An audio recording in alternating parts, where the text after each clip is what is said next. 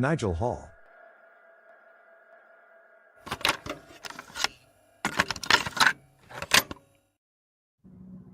All right, everybody, welcome to All That Jam, where music has no limits. We're here today with Nigel Hall for a return trip. Nigel, you made it back to All That Jam. Thank you. Thank you. Thank you again for having me. Well, we appreciate you, and I know that you have been busy. We were just chatting for a minute or two before we went live, and it sounds like you just got home. You've had a busy week. Tell us a little bit about the last couple of nights. You were on The Late Show, Stephen Colbert, I think, right? A couple nights ago? Yep. Last night before last, I was in New York City finishing what was before that 2 nights at the Brooklyn Bowl, where we got to do a lettuce set, and we got to do one with Alicia Shakur, which I was very, very happy to be rejoined with her and singing with her, because we did a lot of singing a long time ago back when I lived in Brooklyn. And we had such a great time singing, and when it stopped, I didn't realize how much I needed that. So we were able to sing again and be on stage together and have that time and enjoy each other's company on and off stage. And then the next night we had Stephen Colbert, and that was really, really cool. It's my second time being on television. The first time was with Nth Power, but this time was on with Louis Cato, and I've known Louis for years. Louis and I used to be weekend warriors together. We were on gigs every weekend when I lived in New York. We used to play in a band called Chapter 2 with Eric Krasno and Chris Laughlin. And we have been doing we've been playing a lot of music together in the past, I would say 20 years, because even before we were weekend warriors, we would always frequent a club in Boston, which is where everybody who I've played with has come through, called Wally's. And we'd play there every Tuesday night, and we were the Tuesday night squad. And so to see him in this light, and to see him sharing his gift with the entire world every night, it makes me very, very proud. And for him to call us and ask us, to be a part of it, it made me feel like he didn't forget about me. So, I love it. Shout to my man Louis Cato, and I appreciate it. I appreciate that, and I hope to be able to do something like that again soon. Wow. Is it weird thinking about playing on stage in front of all the people, or do you not even think about the people behind the camera? You know what? I was nervous, and it's rare that I get that nervous. Like, my fingers were shaking. You know what I mean? But it didn't bother me. It just means that I really, really care. I have been on stage before in much worse conditions, and not caring, and somehow making it through. So at this point in my life, it helps me to understand that I do still actually really care about what I'm doing. And if you're any good at what you do, you should care. And that just means that everything is going the way that God is intending it for it to go. So I went with him, and I called on him a couple times, and he came through like he always does. So it was a very, very unique and experience, and it's something that I'm not gonna forget. And I got to do it with with my friends, and and it was just me, Zoidus, and Bloom on stage. But I look out in the audience, and I see Adam Deitch, and I see Eric Coombs. You know what I mean? And it just makes me feel like we are a brotherhood, and we support each other the way that we do. And it felt good, and we did the best that we could. Yeah, for sure. And I also saw, which maybe this is not new, but I had noticed that you were doing some DJ sets also a week or so ago after some of the Philly shows. Can you talk a little bit about that? Is that something that you approach a certain way, or are you going out there and playing songs that you love and just getting a dance party going? Yes. That's the reason I'm so tired in the first place, because I don't think I have ever. It's been a while since I've been up till 4 o'clock in the morning. And so, but I had a wonderful time DJing in Philadelphia. Philadelphia is one of my favorite places musically. That I enjoy the music of that region. It's legendary. It's the same as Motown in terms of where all of that music was being recorded in one place. Sigma Sound Studios, the sound of Philadelphia. They had the same Gamble and Huff, right? Gamble and Mhm. Leon Huff. They had the same band. They played the same studio, and they had the same sounds for everybody, for every song. And it's something that it's music that really invigorates my soul and my spirit. And to be able to do at Philadelphia, as quiet as it's kept, I don't think I keep it that quiet though. That I love Philadelphia. I absolutely do. And I'm gonna tell you, the reason I love Philadelphia is because Philadelphia don't bullshit. They don't fucking play. No, sir. They don't fucking play. If you come in there and you come on stage, then you better come with something, or you will get booed off the stage. They booed fucking Santa Claus. What year did they do that? What was that? 78? Something like that. Oh, yeah. It will definitely boo your ass if you're not bringing it. And one of my fondest memories was the first time I ever got booed on stage, and it was in Philadelphia at the Electric Company, and I was playing with Robert Randolph and the Family Band at the time. Me and Schmeeds were both playing with him. We were a part of that band, and we were doing "Love and Happiness" by Al Green. Now that's a song that I know. I know that song, but it was the first time. It was around the first times I was starting to play for audiences that big, and I felt like I felt on the Colbert Show, and I was ready. And I was like, all right, I'm gonna kill this shit. And then the time came for me to sing, and I went a deer in headlights. And I was and I could not for the life of me remember the first word. All I needed was the first fucking word. And nobody would help me. Everybody on stage was laughing at me. The crowd was booing me. And I wanted to fucking shoot myself in the head that night. And I've made a vow that that would never happen anywhere in the world ever again, and it hasn't. Right. Wow.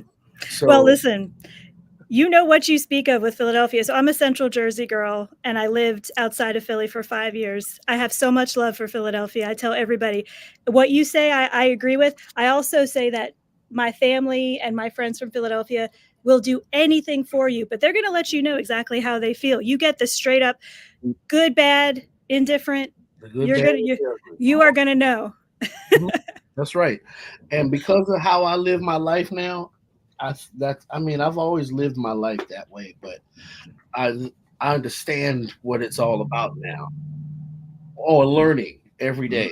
And Philadelphia is the kind of place that I could have moved to. I could have lived in Philadelphia, and I almost moved to Philadelphia. I was living in New York City at the time, and I was like, all right, I was paying. I mean, I don't think you see how small this particular room is, but I'm in my studio right now. But I had a room. My room in the apartment that I was sharing in Harlem was about this big, maybe a little bigger, maybe.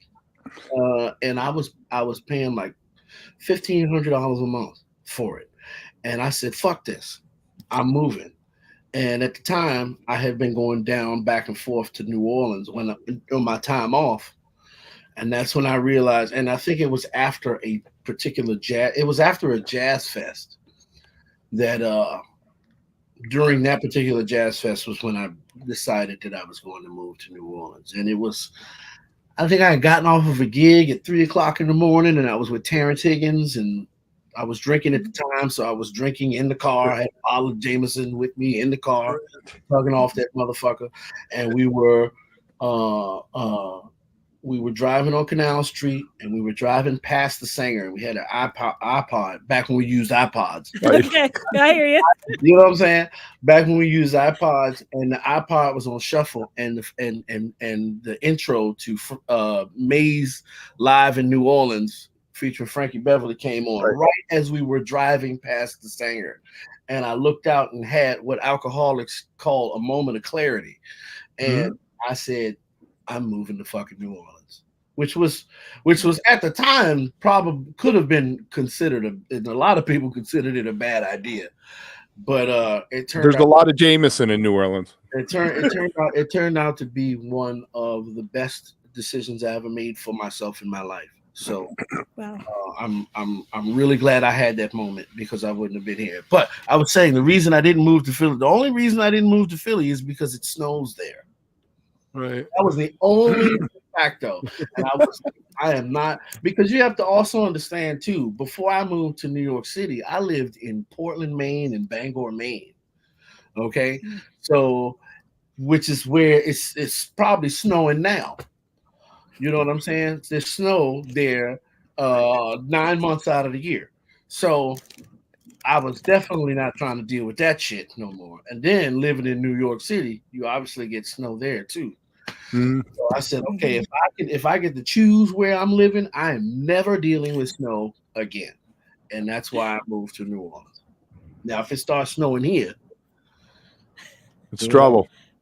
I was going to say, then we're all going to need to reevaluate. Well, the Radiators from down there. Ed Volker has a song called "First Snow" about when he was a little kid that it snowed in New Orleans once, and they canceled school, and they were like, "What do we do? What is this?" I remember one time it got really I don't know what they kind of had, like, because the closest we get to snow. And it's probably maybe 2 or 3 weeks out of the year in January in January, really. But we had freezing rain, and and then nobody know how to drive in it. And I know how to drive in freezing rain because I lived in Maine.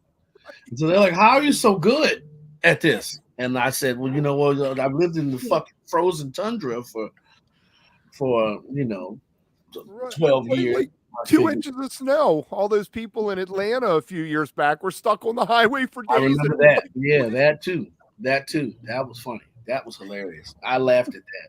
But it's not that it was funny, but it was like, right, yeah, the irony of it, the weirdness of it. Yeah, exactly.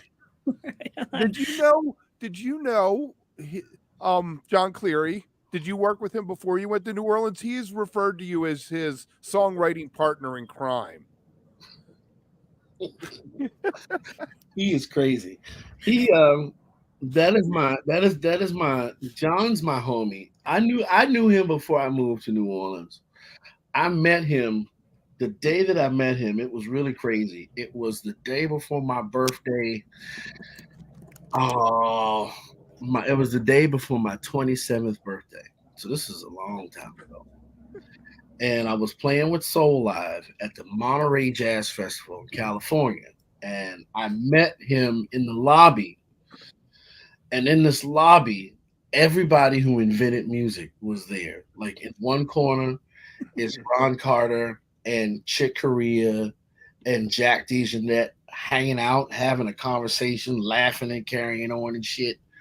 George Duke and his wife are over in the bistro eating. It was also the first time I met John Schofield also. And, and John was like, Schofield was like, "I have somebody that really wants to meet you." And he leaves the conversation and he comes back with John Cleary. And John Cleary comes and he's like, "Man, you are my favorite singer of all time." And I'm like, whoa, because I had never, I knew who John Cleary was from listening to his music in a band that I used to play with in Maine. And that's how I was first introduced to him. So I was like, damn, this shit is killing. And I had always been, from then, a John Cleary fan. And we chopped it up. And from the moment we met each other, it was freaking frack. And another funny story is that day, You know, you know how he always wears his Applejack hats like Donny Hathaway. And that was during the time where I was really thinking that I was Donny Hathaway. Um, uh, he let me borrow his hat to go on stage, and I wore his hat when I sang with Soul Live.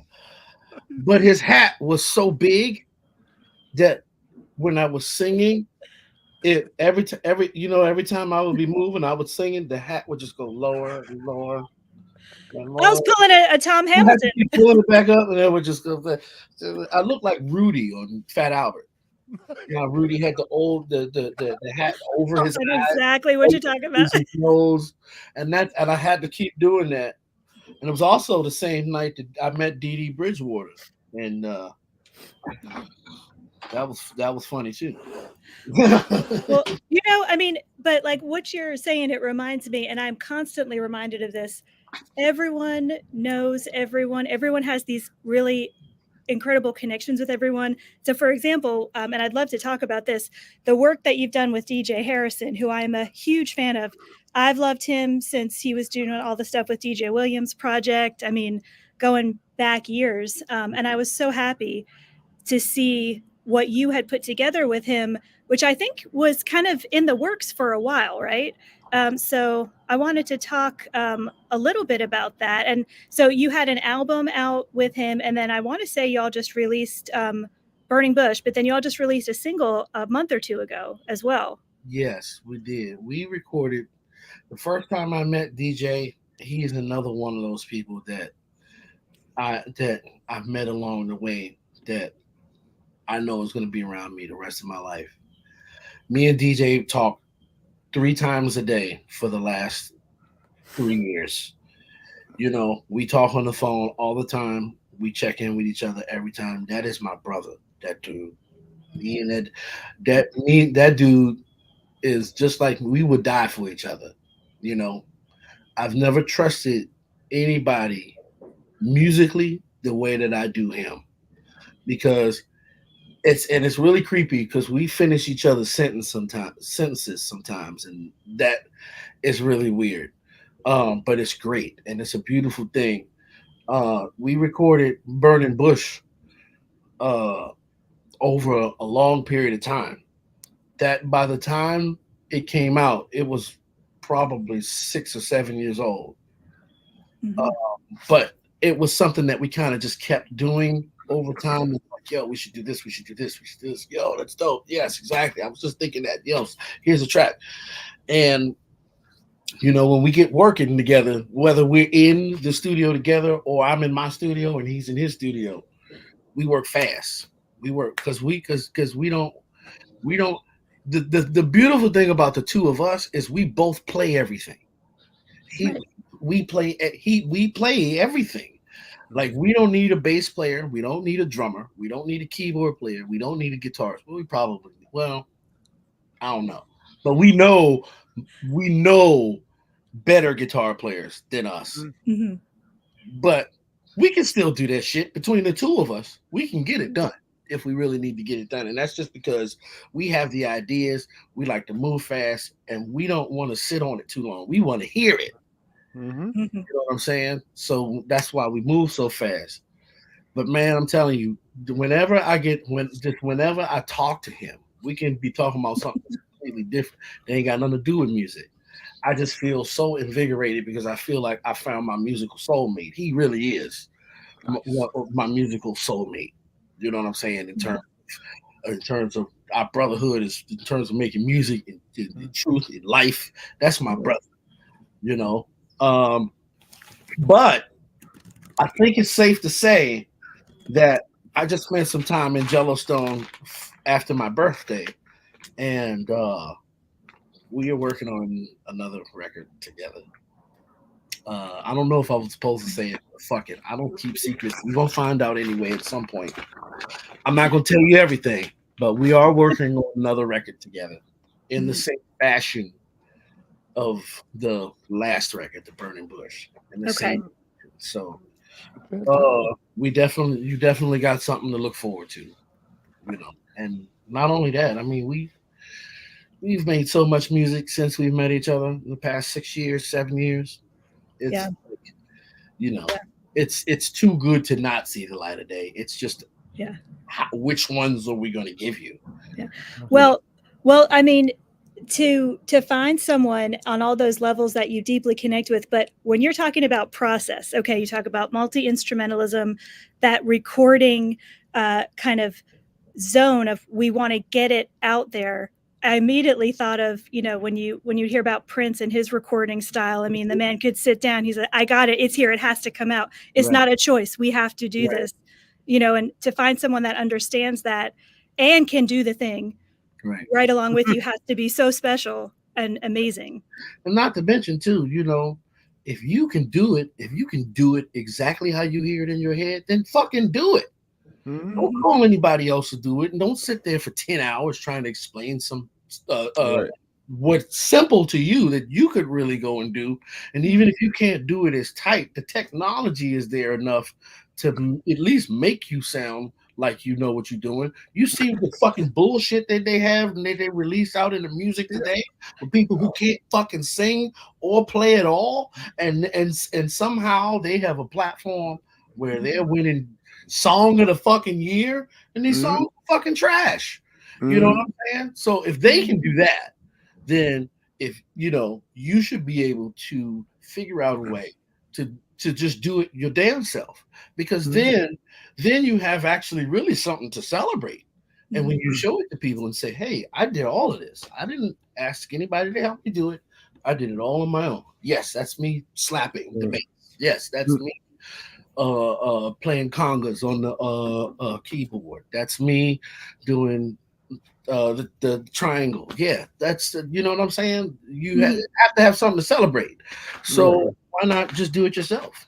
Yeah. Well, okay. So when you're struck with inspiration, something pops in your head, you're like, yeah, I can work with this. At what point do you know if it's going to be a Lettuce thing, or if it's going to be a solo thing, or if it's going to be with DJ? When I write, I typically write for myself. It's for me first because it comes from me. There are some things, you know, I'm trying to tap into something where I'm not thinking that way all the time, because you know, it's when I'm writing with the guys in Lettuce, it's and everything's moving and clicking the way that it's supposed to be. It feels really good. You know what I'm saying? Because in that instance, you are playing a part, and you are in one area of a huge picture. You are 1/6 of a puzzle piece, basically. And so, you know, you have to make that piece and shape that piece and mold that piece into the puzzle so that it fits perfectly. And when everybody is doing that, it's a beautiful thing. But when I'm writing for myself, I write. I go just based off of what I feel that day, or I may have heard something that inspired me to come in here and work. But the way I discern those things is I just let people hear it. I let people hear it. I always have, because regardless, somebody's gonna hear it, you know. And I've been into producing lately, and production and writing for other people and coming up with songs that I hear other people singing, not even just me. Like I really don't even write for myself anymore, because I hear, when I hear something, I don't always hear myself doing it. You know, I have a singer, a really good friend of mine, in a unit out in L.A., Blue Dream Studios, with Sam Bronner and Raquel Rodriguez, and I do a lot of work with them. And a lot of times I'll be writing something that I'll be like, "Damn, Rocky would sound good." Or that's what I call her Rocky. Like, Rocky would sound good on that, you know. Or, you know, I got Jelly here in New Orleans. Angelica Jelly, who sings with Galactic. You know, Galactic, right. sometimes I'll be like, Jelly, come over here and sing this right quick. You know what I'm saying? So the music dictates where it goes. Okay. You know, but the music comes from me. Mhm. It comes through me. But the music usually tells me where it belongs. And sometimes if I know I have a better idea for it, or I'm working, or you know, I don't write things for myself because I need to. I write them because they happen. You know, Right.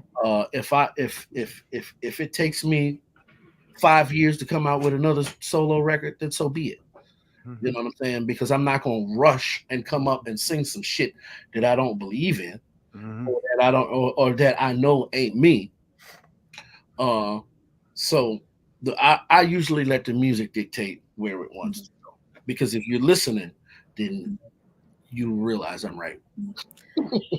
So let me ask you this then. So as I'm hearing you, I mean, I'm sensing, that's someone you have to know who you are and really have a sense of identity and confidence or a strength of, this is what I'm here to do. Is that something that you have done, for the last 10, 20 years, or is that something newer? This idea of when I write something, I might hear someone's voice. Have you always been kind of focused that way or no? I think it's always been that way. Mhm. You know, when I write music, I usually like to do like record a lot of covers. Because the covers lead me to the original shit. And the covers lead me to be like, okay, well, this is what I want to say, and this is how I want it to sound while I'm saying it. That is not that has been my MO for a while, for a long time, and I don't apologize for it. You know, a lot of people are like, "Oh, you should just do some original stuff," and yeah, I will, but you can't rush greatness. You know what I'm saying? And you don't rush God, because that's where it comes from. You know, in due time. You know, and in the meantime, in between time, figure out what you want to do so that when you get it, you don't waste it. Right. You know, and so that's kind of been my process in terms of you know um, how I get all of this shit out of my head. You know. So how do you approach it if with being the band leader? I tell you, I love your solo stuff. The 2021 one, was that spiritual? Yeah. I spin that all the time. That's so fantastic. And then your first one, I love your first one too, but the one from 2021 just really stuck. I really appreciate that, because lately I've been a little sour about, like, I feel like spiritual fell through the cracks, but over the past week that I've been out, I've had a lot of people come to me talking about spiritual, and it made me feel really good. Well, it was 20. You released it in 21, right? So it was during the whole COVID nonsense. Yeah, it was Mhm. during the pandemic. You could call it a pandemic album, but Right. Mhm. crazy thing about that album was that's a record I did with Butcher Brown, and shout to Butcher Brown and those guys. That record was a cry for help. I'm not even gonna lie. I think I talked about it to someone when I was in Philadelphia about the reality of how that record came to pass. And that record really, I think, for me, was a cry for help, because not long after that record I went into rehab. So or actually I was in rehab when the record was released. Okay. The day the record was released, I was in rehab, and I didn't even get to celebrate it, which was fine. There were deeper issues that need to be dealt with. Right. And if I'm cursing a lot on the record, and I mean I curse. I mean, I'm a fucking sailor. That's me.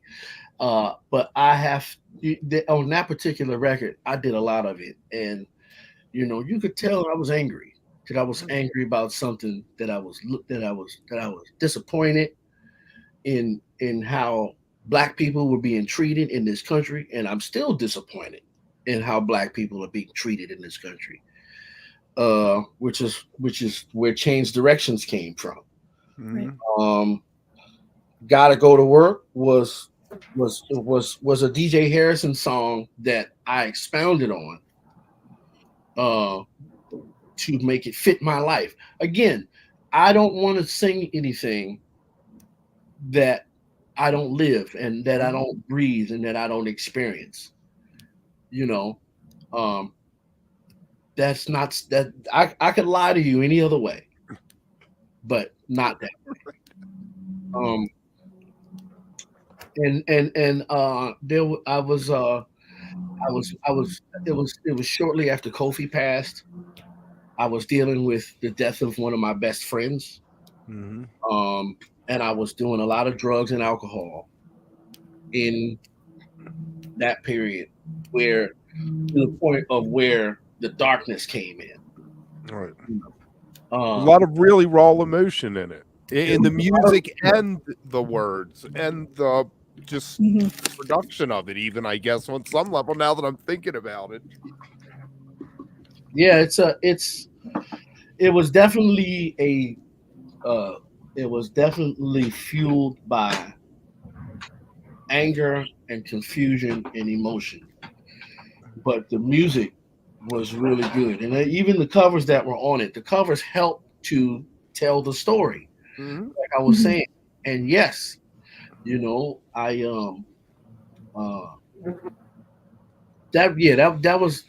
was a deep record, and really, truthfully, it's my best work. That I think. Well, I'm working on a new record right now of original material,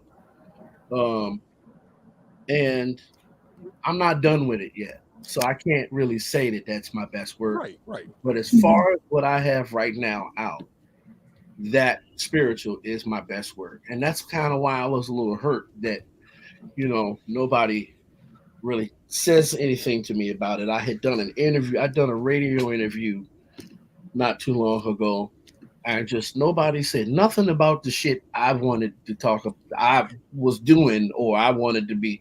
Nobody did their fucking research. So that's why you came on here. That's why I came here. That's why we love you. Because I know y'all know what you're talking about. So okay, so you brought up the going to rehab, getting out. What was it like afterwards, getting back on stage? That was a mess. The first couple times. I think I went back sooner than I should have. Okay. And I still deal with, I don't deal with wanting to do drugs or wanting to drink. And to be quite honest, I'm probably the furthest from that. I'm Cali sober. I want to make it clear. Because I know people have seen me smoke weed. Right. And I am Cali sober. That's the furthest I go, is I smoke weed. And I don't know. I just I'm learning. People are meeting me all over again, and I'm meeting me all over again. But one of the things that I am learning really learning to enjoy is my alone time and my time when I am by myself. And usually, and not because I'm an asshole, and I really try not to be, but usually when I'm done playing, I don't think people realize how mentally and physically taxing it is to go out and play music and perform, even if I am just sitting down surrounded by keyboards and playing all of them and singing. It's taxing, and the older I get, the worse it gets. But I know that in this early time, because it's not necessarily early. I think it's been about 3.5 years. It'll be 4 years in April. Okay. But again, like I really don't even keep time no more because like I'm really over it. You know what I'm saying? And I really feel like it was maybe it was a phase, maybe it wasn't, but whatever it was, it's over. Right. But I'm learning that the time that the time that I have to recharge is is detrimental and very, very important to me. And that clock starts from the last note. These days it does. You know, I don't really particularly like to hang out, you know. I like to just go somewhere and be by myself, or even when I'm on the road, you know, I like to spend time by myself. Or Zoidis and I will go record shopping. That's really what we like. Oh my God, that's very therapeutic. Is going record shopping for someone who loves records and goes, and you know, and DJs of course now. Digging crates. You know, digging in the crates. You know, I would rather be doing nothing else with my spare time other than that and eating. You know, but yeah, it's definitely it's gotten better over the years. I've learned that, you know, that anger that I had inside of me of maybe my own behavior, maybe I don't know why I was so angry. But there's a lot there, you know, if you really get deep into it, there's a lot of justifiable anger, but a lot of it isn't. And I need to be, and I'm learning every day of how important it is to check that, because it's important to it's nice to be important, but it's important to be nice. The brother, There you go. I love that. Wow. yeah, and I tell you what, when I was in high school, I was angry that I was born. So I totally get the where does the anger come? you know, yeah, it's a thing. It's a thing. It, one, I forget the brother's name. He was a drummer. I can't. It slips my mind right now. But he, not too long ago, he passed away. But that's Russell Batiste. not Russell. No, I'm talking about somebody else. But that's one of the things that he said. He said it's to be important, but it's important to be nice. And when he said that, that kind of changed things around, because you know, I have to be very protective of myself, my circle, and what I allow in it and around it. Because when I wasn't protective, you see where it got me. So, you know, like with Trey, when he got out, it took them years. It took him years. He had that tight little circle, his family, a new manager, and you know, his people, and then eventually Fish came back, but he took it really slow. You know? Yeah, you know, and I'm just getting older, and you know, maybe I'm turning into a grumpy old man. Who knows? You should be like Dylan. One time I worked a show with Dylan, and we had a meeting before load in, and we were told if you make eye contact with Bob, you will be sent home. Wow. Well, it ain't that deep. It ain't that deep. You can look, but you can't touch. How about that? But here's what I wonder. So I've spent the last couple weeks talking with some people who have founded or started for fans in different parts of our music community, you know, sober recovery groups for different bands. And I was doing this as part of some writing. And so spending time talking to people, one of the things that came up a few times, and I'm curious if you feel this from where you sit or not, is that over the last few years, generally speaking, it seems like there's a little bit more open acceptance for when people say, I'm good, no thanks, like I'm not drinking, or that's not me at this point in time. And that seemed to be a recurring theme. I'm wondering if you feel that from where you are, you know, in the scene. I've definitely noticed that, and I noticed that, you know, the whole sobriety thing is starting to become a vibe. Like people don't think it's cool to be out getting drunk anymore. You know what I'm saying? That don't mean that people don't. You know, that don't mean people aren't out in the crowd taking bumps. Like I was at a fucking festival not too long ago, and I'm literally just looking at this motherfucker just cramming coke in his nose. Like what, bro? It's 2:30 in the afternoon. And it's 100 degrees out. And it's 160 degrees outside, and you got on a jacket. You know what I'm saying? Oh yeah. What is you doing, cuz? Well, yeah, You yeah, know? but but it is a vibe. I agree with you. There is an energy. Listen, I used to be part of a fan base that they called us the alcohol fueled fan base, the AFFB, and we were so proud of that for the longest time, right? And we look back and we say, first of all, thank goodness we are all still here. Number one, okay, let's all take a moment there. But number two, that whole concept of taking time for yourself, the comfort in being able to do that and say, well, whatever else is going on, you know what, that's all right. Right. Because there's always stuff going on. Exactly. And You there's know? always shit that's going to happen.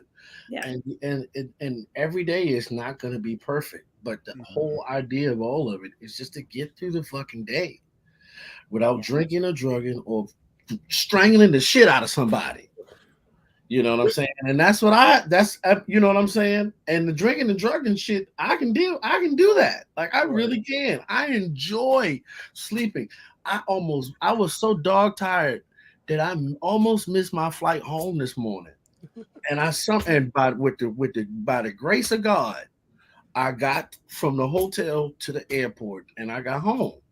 So, you know what I'm saying? Like sleeping is the most. Nick Daniels told me one time that sleep is the most underrated thing in the world. And he said every time Nick Daniels would be done from a gig, he would always say, I'm going to bed. And he beelines to the bed. And I don't know if that's Nick moving through me right now, but that's the trajectory that I'm on.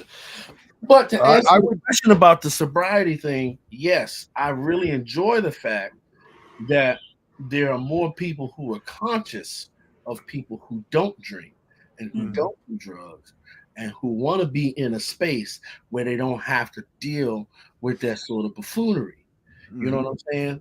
Because it's one thing to sit around and have a beer, have a conversation, glass of wine. You know, Benny and Zoid. You know, they have their wine company. Shout out to the Benny and Zoid wine company, Benny and Zoid Selections.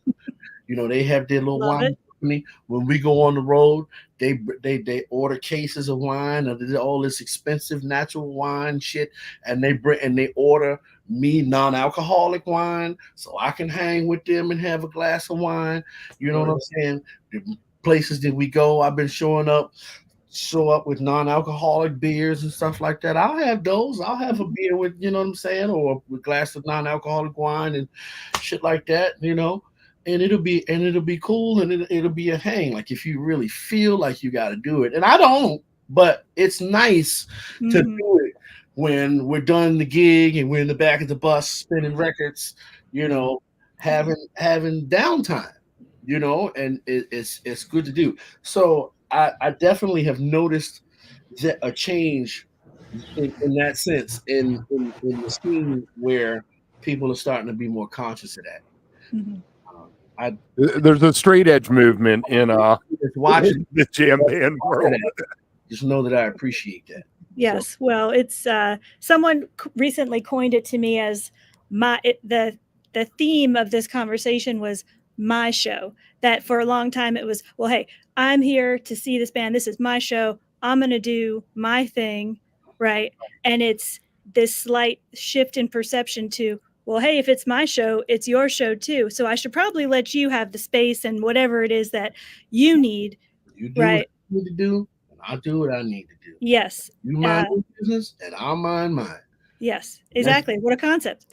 but it is not something. It has to be kind of conscious in your mind in some way to be able to really, you know, make that happen.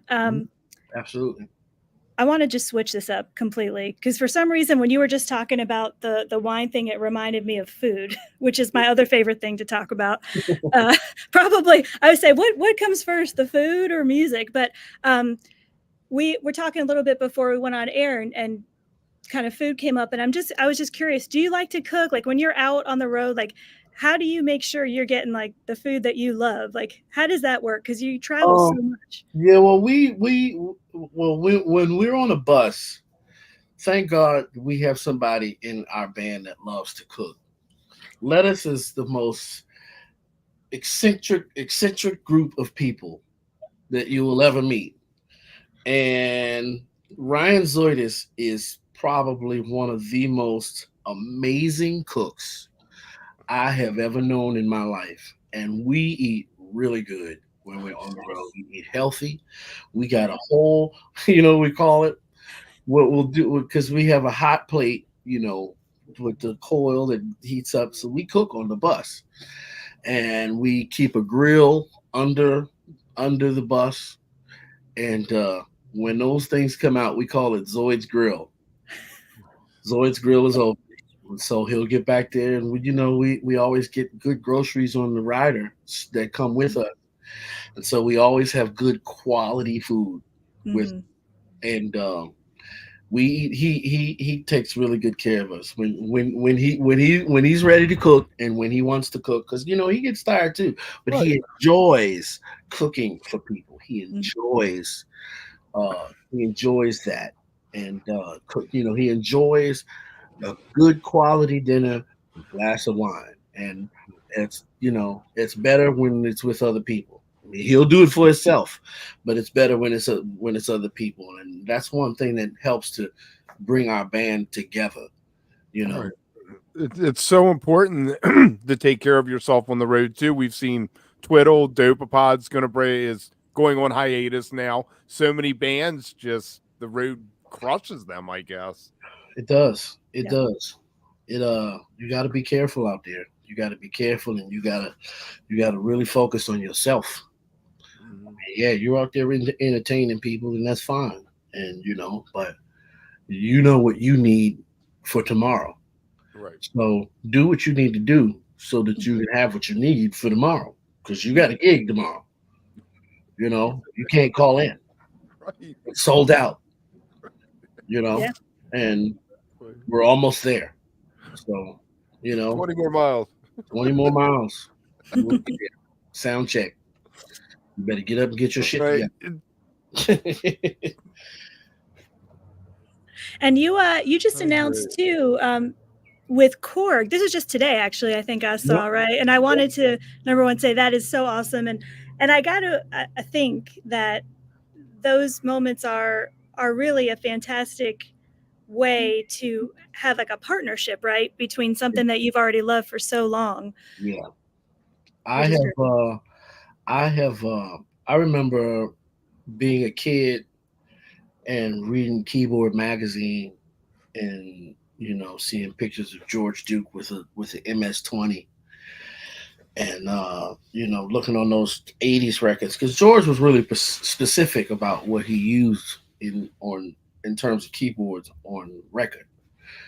So I would always see in the 80s that Korg was a lot of what he was using outside of the norm, like a Rhodes and an acoustic piano and a mini Moog and things like that. So to be a part of that family is truly on. I'm truly honored and grateful. I mean, you're talking to somebody that 4 years ago I didn't have anything.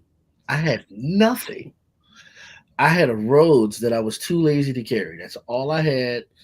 And I had that, and it was sitting in the house, and I had no keyboards, and I was calling people to see if I could use their keyboards for a gig, and having to pay them out of my money to use their keyboards. Now I have everything I ever wanted in my life. Everything. Amazing. I got basses over here. I got a drum kit behind you. I mean, I'm sitting here in a studio right now that I've built with my own hands. And I have every keyboard I've ever wanted in my life in here, except for a mini Moog. But I'm cool right now. Right. I don't know where the fuck I'm gonna put it. But if someone offers you one, you'll find it. I don't know where I'm gonna put it. So, my wife like, you bring another keyboard in here, she gonna be mad. Yeah. You know what? That just Be that mad. just reminded me. Out the side of her eye, like, never learned. Well, Love it. I mean, I hate to even kind of mention this, but you mentioned Moog, and my brain immediately went to the factory, the Museum in Asheville. Yeah. I have not heard how that's going. I've been there so many times. I'm really hoping that Asheville is doing well. I know a lot of people down there that I've talked to. Some people are okay, and some people are not. And between Asheville and Florida, and Yes. My friend AJ, and I just really hope that everyone is okay. I just hope that they're okay. And I hope that if they're not okay, that they aren't afraid to tell somebody that they're not okay. Right. You know what I'm saying? And I'm talking about mentally too, because Oh, yeah, that's gonna fuck you up. Absolutely. So you know what I'm saying? So I really hope that they are taking advantage of the programs that are available to them to get help. And it's going to be a long road for them too. They need to, yeah, to have to think through. I mean, a year longer. I mean, these roads are gone. That's the infrastructure's gone. Yeah. So let me ask you something that I guess I feel like maybe you've kind of answered across this whole thing. What is success? Success is just being happy. Success is just being happy. Success is accepting the moment. It's accepting the moment. Accept the moment that's there. Because if you try to recreate the moment or mold the moment to how you think it should be, you fuck it up every time. Because it's not your moment to give. It's not your moment to shape and mold. God gave you that moment. And if it ain't perfect coming from God, then you probably don't need to get any more. You know what I mean? Yeah. Because you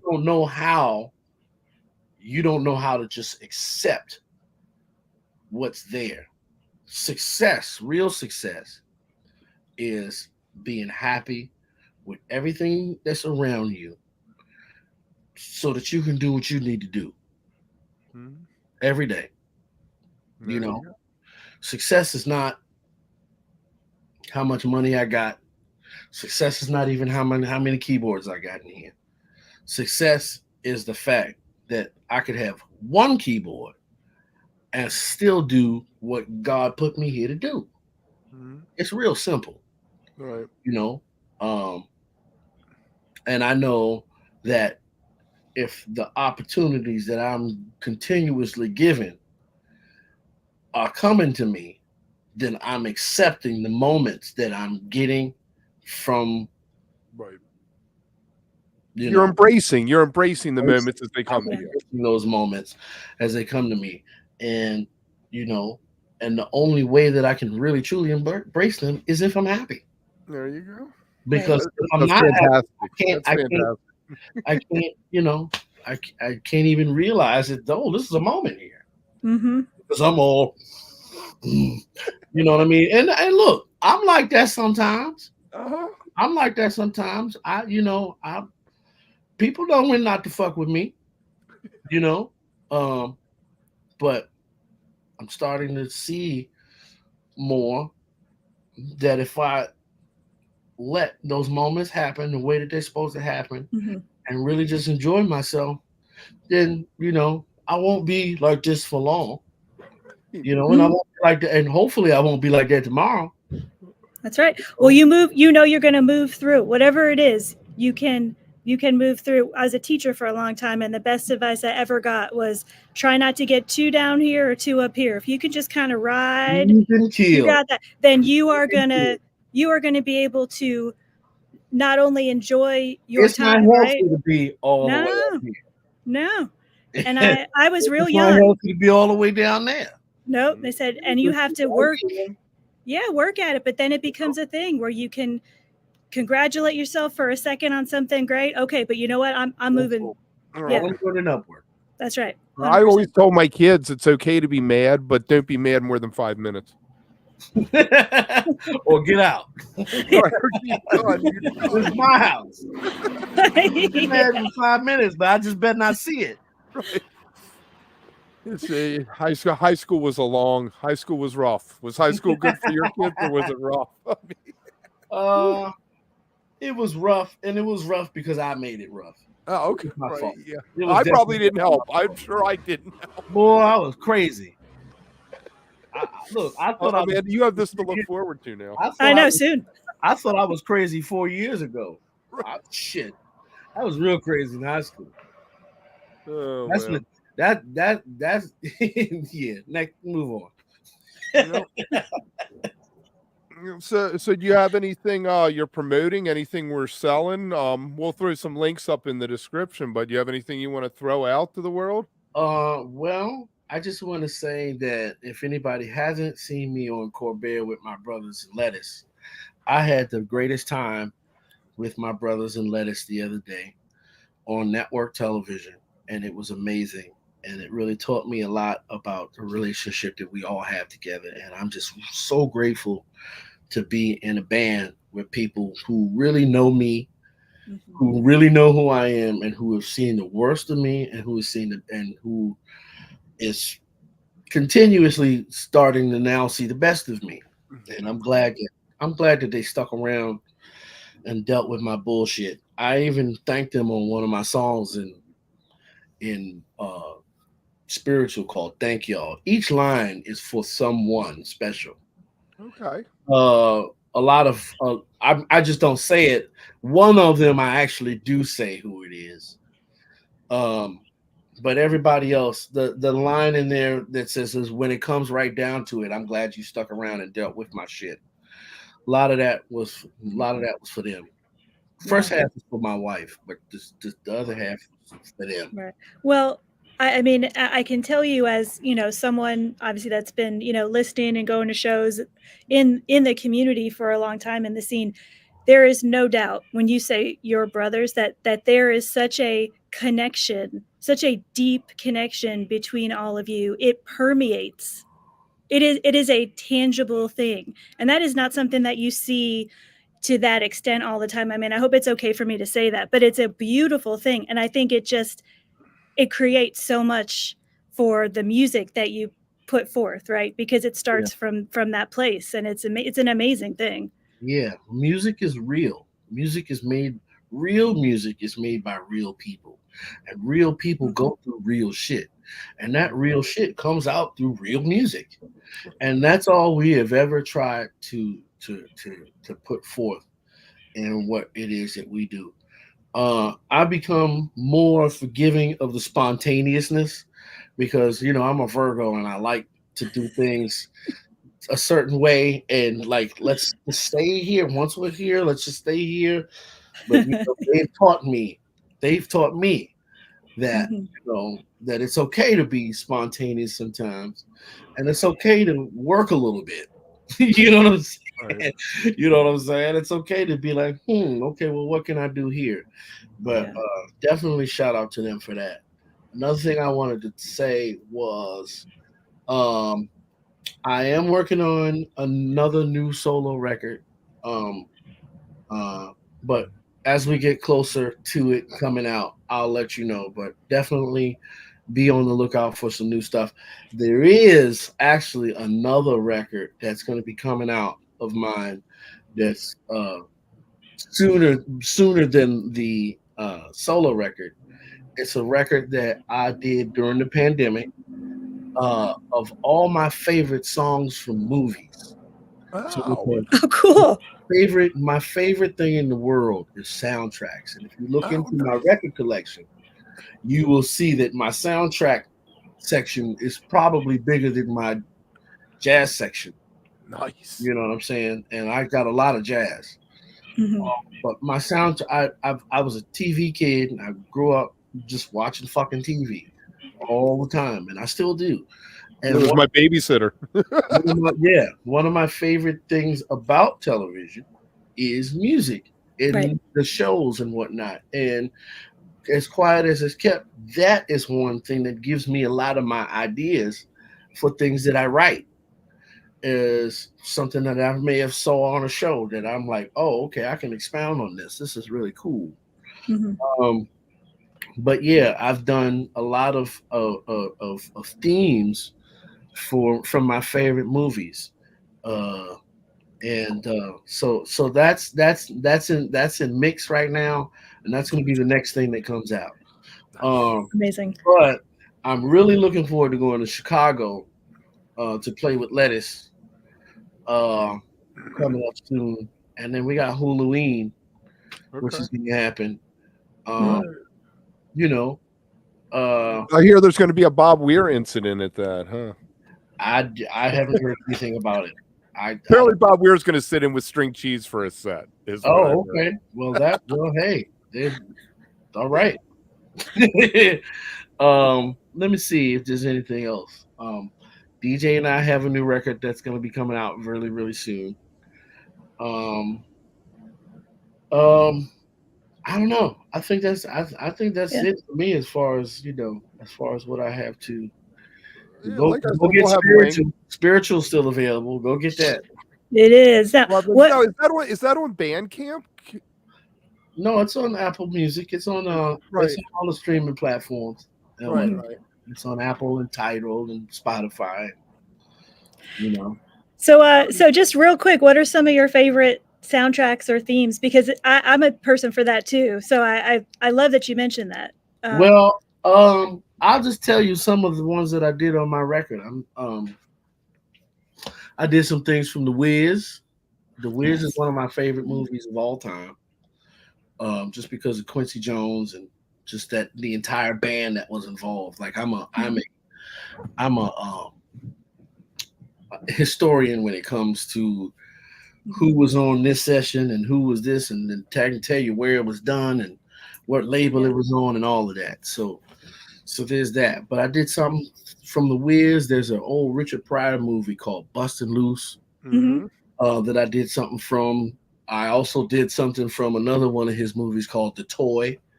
Okay. Yes. Um, Oh yeah. Love yep, that. I did Yes. the theme to The Toy.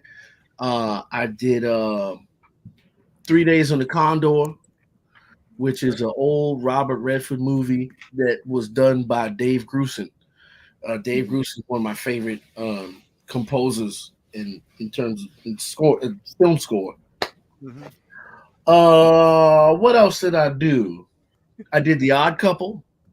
Oh, that's fantastic. I did a song called Coffee Baby from the Coffee movie with Coffee Pam Grier. Brown, Coffee right? with Pam Grier. Pam Grier, yes. And Alicia Shakur singing on that. Um, yeah, I did a lot. I mean, there may be even a volume 2 of that comes out soon. So I uh, love it. I did quite a bit of them. But yeah, I love music from movies and they just have. I just feel like they got a little extra emotion Hmm. because put in scenes that are like supposed to make you cry, even you know what I'm saying. So they help. It Oh helps. yeah. Oh yeah. Helps For sure. it helps me to like look back on my shit and look back on my life and then all of the things that I was really inspired by. Music is a tool of time travel, and Mhm. for people who really want to relive memories, they remember the songs that were happening in those memories, and you play them, and all you need to do is hear them, and you're immediately back there. So I hope that I have through this and through the people who I've shown it to, they're very like, yo, you did that shit.